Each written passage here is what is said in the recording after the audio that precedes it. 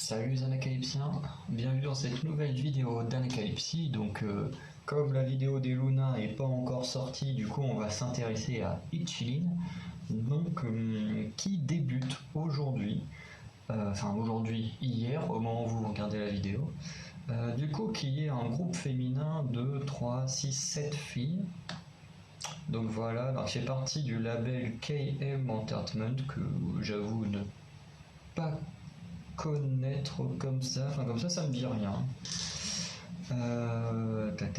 Donc il y a 7 membres, du coup je vais vous donner quelques infos comme ça.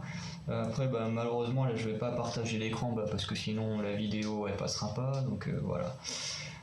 Donc c'est un peu galère, juste vous donner un peu les noms, les nationalités, s'il y a, leur position, ça c'est quand même très important. Et voilà, alors il y en a une qui s'appelle AG, sauf que c'est un E.J, enfin JI, donc Hey AG, je sais pas trop comment, EG, peut-être EG plus si on prononce à l'anglaise, EG je pense, qui est la leader, main dancer et sub-vocaliste, donc déjà ça promet bien. Elle a un bon visuel, j'essaierai peut-être de prendre les photos peut-être et puis vous les mettre là. Je pense que ça gênera pas trop en tout cas. Je vais le faire comme ça. Donc voilà, en tout cas j'aime beaucoup son visuel. Et puis en plus ça a 21 ans, donc ça va. Je sais pas si c'est la plus vieille. Ouais, si c'est la plus vieille. Donc ensuite on a Jackie. Ça fait très bizarre parce que en France, Jackie c'est vraiment un nom de vieux et là, voilà. Donc Jackie qui elle est la main rapper.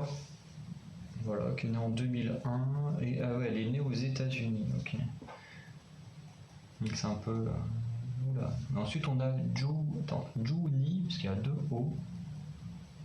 Juni qui est lead vocaliste et sub-rapper. Qui du coup elle est née en 2002, mais ce qui est bien c'est qu'elle est née le 24 mai, donc 2 jours avant moi. Enfin, 2 jours d'écart, parce que bon, elle a quand même pas mal d'années de plus qu'elle. Donc là, apparemment il y a des rumeurs comme quoi elle aurait été trainee chez YG et elle a étudié aux États-Unis. Donc la première, je sais pas, je crois qu'elle a un rapport AG, non. Par contre, elle a été trainee chez Fantagio. Donc Fantagio, je crois que c'est ceux qui possèdent les Wekimeki.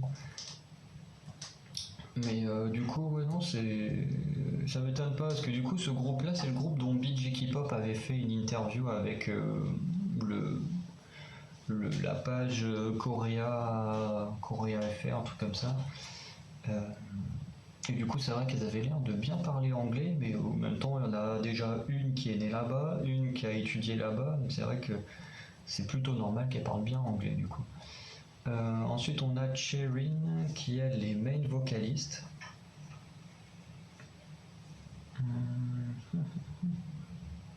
Ok, alors là il dit juste qu'elle est. Alors c'est parce qu'elle s'appelle Cherin et apparemment elle a la même date d'anniversaire que Cherin, mais du Cherry Bullet. C'est assez marrant. Par contre 2003, ça fait quoi? Elle est mineure. En 2003 ça fait 17, 18. Non, elle a 18 ans. Ouais, c'est limite. Ensuite on a Sohi, donc voilà, comme Cherin, un nom assez récurrent dans la K-pop, donc qui elle est sub-vocaliste et sub-dancer, et qui par contre du coup elle est vraiment mineure, elle a eu 17 ans il n'y a pas longtemps. Et du coup qui était également trainee chez Fantagio. Et ensuite on a Yeju, ça change de Yeju qui est lead dancer et sub-vocaliste. Voilà, elle aussi qui a été trainee chez Fantagio. Ensuite on a Chowan, donc qui est un nom qu'on avait déjà vu je crois chez les G-Friends, qui elle du coup est la Maknae main dancer, sub-vocaliste, voilà, de 2005, donc elle est vraiment très jeune, elle a à peine 15 ans, et faisait partie également de Fantagio. On en a beaucoup qui font partie de Fantagio. Je vais juste regarder un truc sur le label KM. Du coup c'est peut-être un substitut une branche plutôt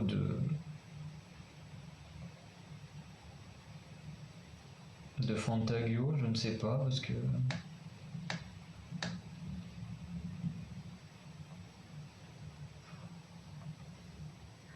Maintenant, plutôt artiste.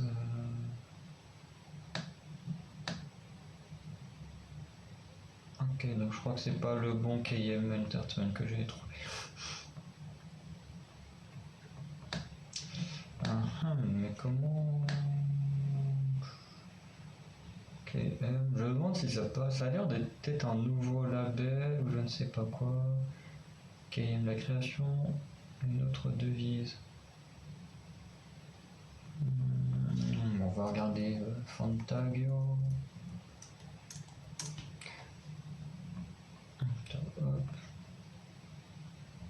Au moins l'avantage avec Fantagio c'est que Entertainment.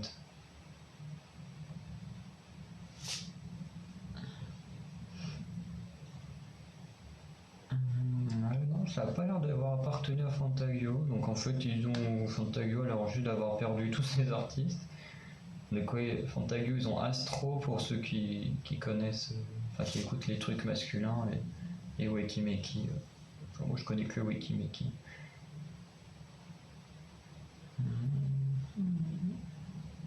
Et du coup, qui sont aussi une agence de cinéma, voilà. Bon, bah finalement, le KM, aucune idée de ce que c'est. Tant pis, bon bah du coup on va regarder le MV, hein, maintenant qu'on a vu un peu les membres.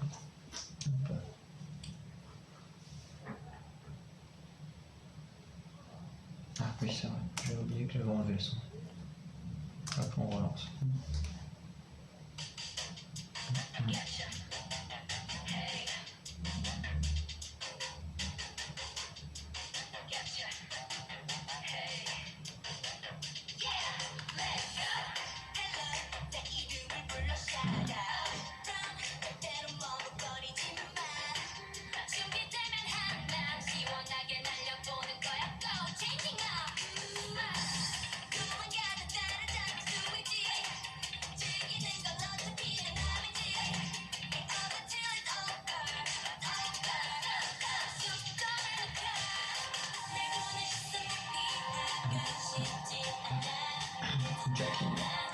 Ça c'est pas mal ça de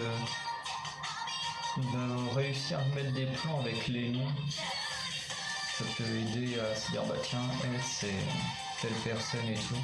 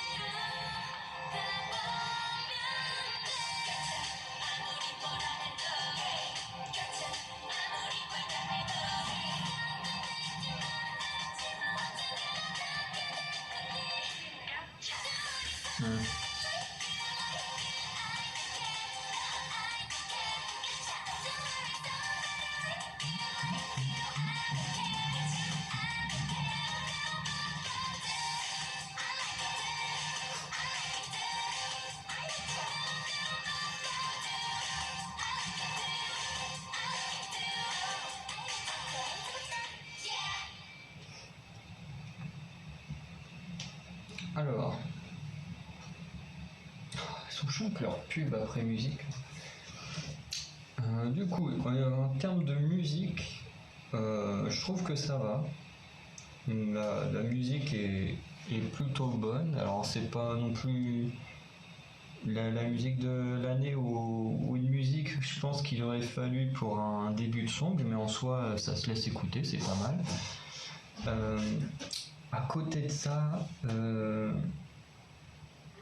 les vocalistes sont très doués, vraiment. J'ai beaucoup aimé les vocalistes. La rappeuse, alors il y en a qu'une que j'ai retenue. Il y a peut-être eu plusieurs raps, mais il y en a une que j'ai vraiment bien retenue. Je l'ai trouvée vraiment douée. Vraiment, je l'ai trouvé vraiment pas mal. J'ai bien aimé son petit rap. Ensuite, à côté de ça,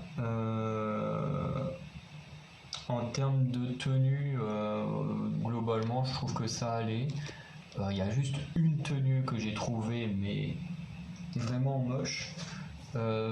C'est un truc que j'avais déjà dit au niveau de Twice dans Perfect World et que du coup je vais redire là parce que c'est un truc vraiment, je trouve pas ça très esthétique, mais vous savez, c'est ces sortes de gros trucs en tissu qu'ils mettent à moitié en jartel et tout. Regardez Perfect World, concentrez-vous sur la tenue de Gio quand elle a la tenue noire, ou je crois que c'est Nayeon aussi qui est là. Je trouve ça super moche, mais bon, voilà, après c'est plus mon avis, mais voilà, j'aime pas du tout cette façon de s'habiller, mais bon. Après, c'est comme ça. Après, pour le reste, les autres tenues sont plutôt pas mal. Les décors sont assez bien, même si on sent que c'est un groupe qu'ils ont envie d'un peu de mettre en avant, mais en même temps, on sent qu'il n'y a pas non plus trop de budget parce que quasiment tout est en studio. Donc voilà, même quand il y a ce plan où elle a l'air moitié d'être dans l'espace, on se rend compte à un moment en fait que c'est une sorte de mur et tout, donc forcément ils ont fait à moitié une incrustation quand on voit pas le fait qu'en fait elle est dans un studio devant ce truc là et voilà. Après j'ai bien aimé tous les plans qui utilisent à moitié le système d'ordinateur et tout, ça j'aime bien ça dans Frobis 9, dans Wikimeki, pas Wikimeki, dans Weekly, j'aime bien ça aussi. Donc voilà, j'aime bien aussi cette utilisation là. Voilà, après je trouve un peu dommage, alors rattrapez-moi si j'ai une bêtise, mais j'ai l'impression qu'il n'y a que deux membres qui ont été présentés. On a vu Sohee et j'ai oublié qui était la première qui avait été montrée. Mais du coup, j'ai l'impression qu'au fil du temps, ils vont peut-être comme ça, à travers ce genre de plan, montrer les membres. Parce que j'ai pas l'impression que chacune a été montrée avec son nom. Donc voilà, mais en soi, je trouve quand même pour un début de song, je trouve qu'il aurait fallu peut-être faire un truc un peu plus marquant comme a pu faire aespa.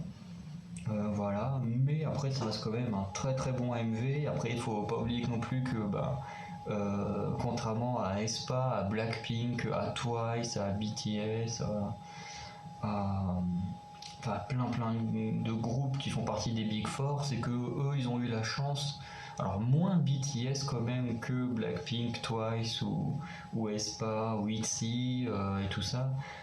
C'est que eux ils ont eu la chance de bénéficier de la popularité d'un label très puissant, de la popularité des groupes précédents. Voilà, ITZY qui surfe entre guillemets parce que c'est pas le même genre de musique, mais qui surfe quand même sur la popularité de Twice, et aespa beaucoup également sur la popularité des Red Velvet et de SNSD.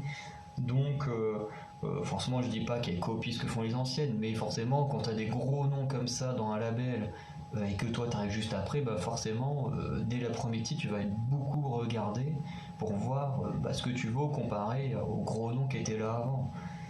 Contrairement à quelqu'un qui soit est le premier groupe de son label ou qui est dans des labels beaucoup moins connus, avoir de la visibilité est beaucoup plus compliqué. Et du coup, s'il y a moins de visibilité, il y a quand même moins d'argent qui rentre, donc ça fait du coup des MV avec moins de moyens et tout ça. Donc ce qui est un peu le cas ici, je pense, parce que je trouve aucune page pour KM Entertainment, donc à mon avis, soit c'est un nouveau label, soit c'est vraiment un petit label et tout. Donc voilà. Mais en tout cas, c'était vraiment bien, moi j'étais satisfait. Voilà, je pense que j'ai vu pire comme MV que celui-là. Donc honnêtement, pour conclure, je dirais que c'est un bon MV. Pas le meilleur début de song, mais c'est un très bon MV. Pour un groupe comme ça qui n'a pas beaucoup de moyens, je trouve que c'est plutôt pas mal. Donc du coup on va s'arrêter là. Vous dites-moi dans les commentaires ce que vous en avez pensé, si vous aviez déjà entendu parler de ce nouveau groupe avant aujourd'hui qu'il commence.